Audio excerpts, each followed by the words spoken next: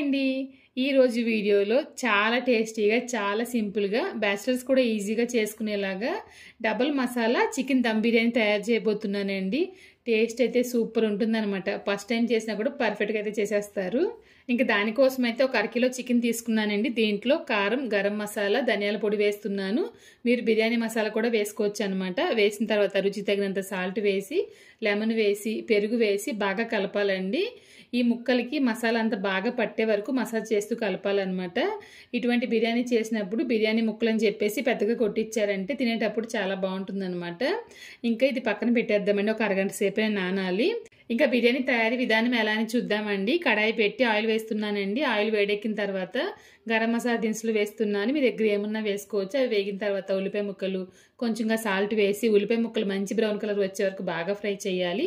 ఇవి వేగిన తర్వాత అల్లం వెల్లిపాయ పేస్టు, పసుపు వేసి బాగా ఫ్రై చేయాలండి. బిర్యానీ ఆకు ముందు వేయడం మర్చిపోయానని చెప్పి ఇప్పుడు వేసాను అనమాట. ఇవి వేగుతుండగానే టమాటో ప్యూరీ, కొంచెంగా పుదీనా కూడా వేసి బాగా ఫ్రై చేసిన తర్వాత పచ్చిమిర్చి కూడా వేసి బాగా ఫ్రై చేయాలి. ఆయిల్ ఈ విధంగా సపరేట్ అవుతుంది చూసారా. ఈ సమయంలో ముందుగా మనం నానబెట్టి ఉంచిన చికెన్ అయితే ఇందులో వేసేస్తున్నానండి. వేసేసిన తర్వాత బాగా కలపాలి. చికెన్ మనం పెద్ద ముక్కలు తీసుకున్నాం కాబట్టి ఉడకడానికి అనేది సమయం అనేది పడుతుంది అనమాట. చికెన్ కలిపి ఉంచాం కదండి, ఆ గిన్నెలో కొంచెంగా వాటర్ పోసి దీనిపైన అయితే వేస్తున్నాను అనమాట. వేసేసి కలిపేసి మూత పెట్టేసి అని తక్కువ మంటలో ఒక 5 నుంచి 8 నిమిషాలు ఉడకనివ్వండి. ఈ విధంగా చికెన్ చాలా వరకు ఉడికి ఆయిల్ అనేది సెపరేట్ అవుతుంది అనమాట.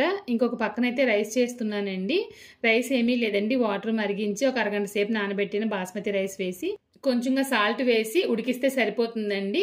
ఎటువంటి మసాలా దినుసులు వేయాల్సిన అవసరం లేదు. మీరు కావాలనుకుంటే కనుక వేసుకోండి.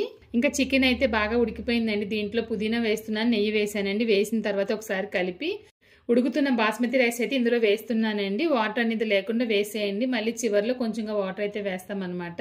అరకిలో చికెన్ కి నేను 1/2 కేజీ బాస్మతి రైస్ అయితే తీసుకున్నానండి. చికెన్ కొంచెం ఎక్కువగానే ఉంది, ఒక 100 గ్రాములు అయితే ఎక్కువగానే ఉంది.